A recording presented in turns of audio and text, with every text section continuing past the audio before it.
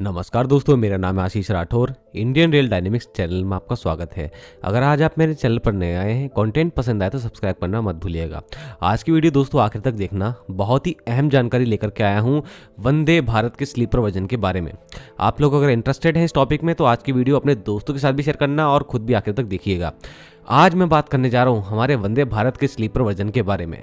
मैंने आपको इससे पहले अक्टूबर के महीने में बताया था किस तरीके से स्लीपर वंदे भारत एक्सप्रेस की जो डिज़ाइन है वो सामने आई है और वो किस तरीके से दिखाई गई है, उसका क्या मतलब हो सकता है, किस तरीके की ट्रेन सामने आने वाली है, कब आएगी, सब कुछ बताया था। उसके बाद अक्टूबर के बाद फिर नवंबर में न्यूज़ आती है BEML और इंटीग्रल कोच फैक्ट्री ICF मिलके जो 10 ऑर्डर मिले हैं इनको स्लीपर वंदे भारत बनाने के लिए, उस पर काम कर रहे हैं। वो वंदे भारत एक्सप्रेस बनना शुरू हो चुकी है बेंगलुरु फैसिलिटी में BEML की, और ये जानकारी मैंने आपको एक्सक्लूसिवली दी थी। तो 2024 के शुरुआती महीनों में ही हमको पहला प्रोटोटाइप वर्जन देखने को मिल सकता है BEML के द्वारा। अब इस ट्रेन के बारे में ना हमने बहुत बातें कर ली, लेकिन उस टाइम पर सिर्फ इंतज़ार ये था कि 200 स्लीपर वंदे भारत एक्सप्रेस का जो ऑर्डर दिया गया था उसमें बिडर नंबर 2 और बिडर नंबर 1 को ऑर्डर दे दिए गए थे। तो उनकी वंदे भारत स्लीपर कैसी दिखेगी, तो आखिरकार गुड न्यूज़ आ चुकी है। तो उसको जानने से पहले आपको बता दूं दोस्तों, 2023 का साल वंदे भारत एक्सप्रेस के लिए बहुत ही अच्छा रहा। लगातार हर महीने वंदे भारत एक्सप्रेस लॉन्च होती रही और आज भी हमारी 6 वंदे भारत एक्सप्रेस लॉन्च हुई हैं, 2 और अमृत भारत एक्सप्रेस लॉन्च हुई हैं। तो ऐसे में इस वक्त 2024 जो आने वाला है ये साल और भी ज़्यादा अच्छा रहेगा, क्योंकि वंदे भारत का नॉर्मल वर्जन तो आते रहेंगे, साथ में हमारी सबसे important most awaited sleeper version Vande Bharat का उसका प्रोटोटाइप आ सकता है 2024 के शुरुआत में, जैसा कि मैंने आपको पहले ही बताया। तो 2024 का साल वंदे स्लीपर के प्रोडक्शन का साल रहने वाला है। और आपको खुशखबरी अब मैं दे देता हूं दोस्तों, जो हमारे बिडर नंबर 1 और बिडर नंबर 2 थे 200 स्लीपर वंदे भारत एक्सप्रेस के लिए, जिसमें बिडर नंबर 1 RVNL रेलवे की subsidiary plus LES Russian company जो कि लोकोमोटिव इलेक्ट्रॉनिक सिस्टम है, और जो सबसे बड़ा स्टेक होल्डर है इस पूरे JV में TMH की मेट्रो वैगन मैश लिमिटेड। इनकी JV को 120 वंदे स्लीपर बनाने का ऑर्डर मिला था। 120 करोड़ रुपए की सबसे कम बिड इन्होंने लगाई थी। फिर 80 स्लीपर वंदे भारत का ऑर्डर जो रिमेनिंग रह गई वो BHL और TWL या फिर TRSL जिसको हम कहते हैं टीटागढ़ रेल सिस्टम लिमिटेड, इनको मिला है। ये दोनों ही भारतीय कंपनियां हैं। तो इन BHL और TRSL की तरफ से भी कोई खबर नहीं आई है कि ये लोग कब क्या बनाने वाले हैं और उन्होंने क्या बनाने की शुरुआत कर दी है। लेकिन जो मेजर स्टेक होल्डर है TMH और RVNL LES, इनकी तरफ से जो कंपनी बनाई गई थी मिला करके जो इस ऑर्डर को पूरा करेगी, काइनेट रेलवे सॉल्यूशन कंपनी, इस कंपनी की तरफ से पहली इमेजेस सामने आ चुकी हैं और ये इमेजेस आपके सामने हैं। ये रही आपकी RVNL TMH LES की पहली वंदे स्लीपर, और ये कुछ इस तरीके से दिखेगी। इनकी एरोडायनेमिक्स थोड़ी सी डिफरेंट है उस ट्रेन से जो दिखाई थी BEML और ICF ने। अब देखिए, एरोडायनेमिक्स की बात करूं ना दोस्तों, तो एरोडायनेमिक्स हम एनिमेटेड फोटो से नहीं समझ सकते। मुझे लगता है जब तक फाइनल प्रोडक्ट सामने नहीं आएगा हम लोग अंदाजा ज़्यादा अच्छे से नहीं लगा पाएंगे कि ये सामने से दिखेंगी कैसी। लेकिन इन सभी फोटोज़ को देख करके एक बात तो साफ है, BEML की वंदे भारत और हमारी RVNL की वंदे भारत स्लीपर जो होने वाली हैं, इन दोनों ही कंपनियों का पहला एम इस ट्रेन को एक नया लुक देना तो है।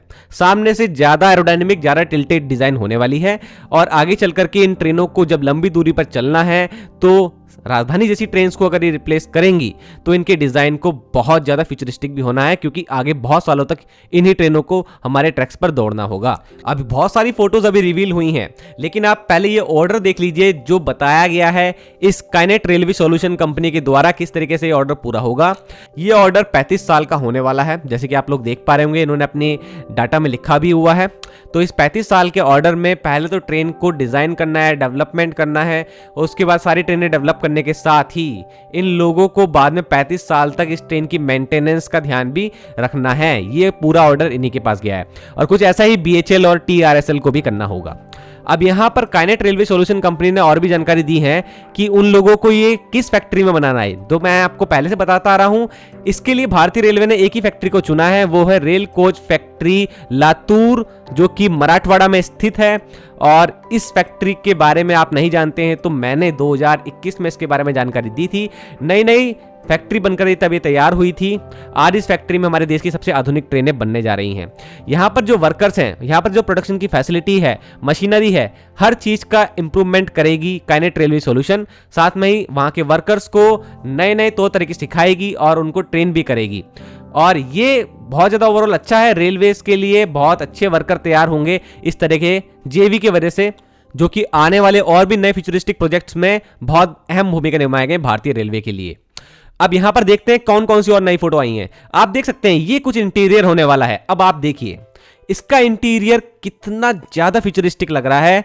और इससे पहले हमने अक्टूबर में जो BEML के वंदे भारत के इंटीरियर देखे थे, जब वो ही इतने इंटरेस्टिंग थे, तो आप इसको देखिए, अब ये तो और भी ज्यादा इंटरेस्टिंग लग रहे हैं। अब इसमें LED लाइट्स की डिजाइन थोड़ी सी डिफरेंट लग रही है BEML Vande Bharat sleeper version से थोड़ी, और यहाँ पर LED लाइटिंग का डिजाइन ही अलग है, लेकिन दोनों ही कंपनियों ने बहुत ज्यादा अच्छा यहाँ पर डिजाइन लेकर के आया है इंटीरियर का। अभी तक को देख के ऐसे लग रहा है। यहाँ पर आपको कुछ 2 मेजर चेंजेस बताऊंगा दोस्तों। इससे पहले आपको बता दूं, देखिए यहाँ पर जो सीट्स के नंबर होंगे वो भी डिजिटल वे में प्रदर्शित किए जाएंगे। जिस तरीके से यहाँ पर बोर्ड दिखाई दे रहा है डिजिटल, कलर स्कीम काफी अच्छी लग रही है। और ये अगर असल में आ गई तो और मजा आएगा देखने में। ब्राइट इंटीरियर है, ये बहुत इंपॉर्टेंट लग रहा है देखने में। और कुछ वुडन लुक दिया गया है, कुछ वुडन का, जैसे ऐसा लग रहा है कि वुडन पीसेस का यूज किया गया है इस ट्रेन में, जो हमारी बर्थ है उसमें, और साथ में वाटर बोतल होल्डर में भी ऐसा लग रहा है कि लकड़ी का यूज यहाँ पर भी किया गया है। अभी असल में ऐसा होगा कि नहीं, या फिर प्लास्टिक ही होगी, या फिर कोई और मटेरियल होगा, देखने वाली बात है। अब यहाँ पर 2 मेजर चीजें आपको बताऊंगा जो मुझे लगी अलग BEML वाली वंदे भारत से। देखिए जो अपर बर्थ होगी, वहां पर कोई व्यक्ति अगर सो रहा होता है तो उसके लिए सपोर्ट इस वाली ट्रेन में प्रोवाइड किया जाएगा, जैसे कि यहाँ पर डिजाइन में बताया गया है। लेकिन BEML वंदे भारत में कुछ इस तरीके से अपर बर्थ में नहीं था, वहां पर कोई सपोर्ट नहीं था। तो ये थोड़ी एक सेफ्टी मिल जाती है, अगर बंदा कोई रात को सो रहा है वो गिर ना जाए, तो ऐसे में ये बहुत अच्छी चीज है। लेकिन यहाँ पर एक चीज अलग लग रही है मेरे को। यहाँ पर जो बीच में रो होती है, वहां हम रात के वक्त में अपना सोने के लिए बर्थ बना लेते हैं, तो यहां पर भी ये सपोर्ट दिया गया है। ये मुझे फिजिबल नहीं लग रहा, इतना स्पेस होगा, क्योंकि अगर ये लगातार ही खुली रहेगी तो फिर नीचे वाला व्यक्ति बैठेगा कैसे। तो ये स्पेस थोड़ा सा प्रॉब्लम कर सकता है मुझे लगता है।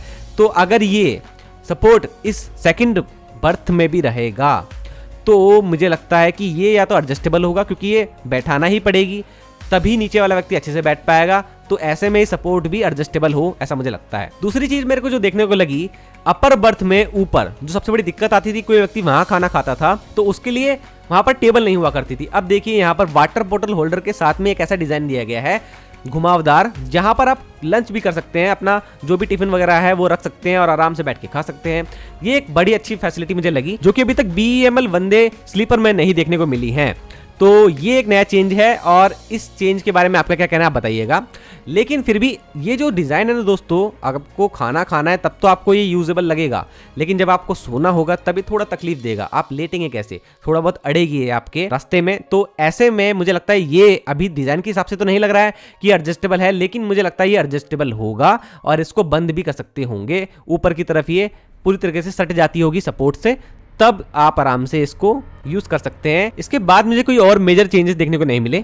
LED लाइटिंग की डिजाइन फर्क है थोड़ा सा, और इंटीरियर में थोड़ा सा डिजाइनिंग में फर्क है। बाकी फैसिलिटी सबकी दोनों की मुझे एक जैसी लग रही है, चाहे BEML वाले की बात करें या फिर काइनेट वाले की बात करें। और इसमें आपको अगर कोई मेजर चेंज दिखता है तो जरूर मुझे कमेंट सेक्शन में बताना, और आप लोगों को डिजाइन कैसा लगा। अब आने वाला भविष्य क्या होगा ये तो देखिए, अब आने वाला वक्त ही बताएगा। काइनेट रेलवे सॉल्यूशन की पहला प्रोटोटाइप आना है वो इस कंपनी ने बता ही रखा है अपने साइट पे कि 2025 में ही देखने को मिलेगा।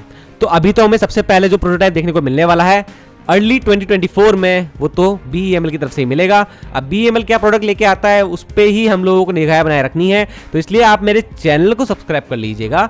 एक एक जानकारी जो भी स्लीपर वंदे भारत की आती रहेगी मैं आपको बताता रहूंगा, चाहे कोई टेक्निकल इन्फॉर्मेशन हो वो भी आपको एक्सप्लेन करता रहूंगा। तो आज के लिए इतना ही। वंदे मातरम, भारत माता की जय।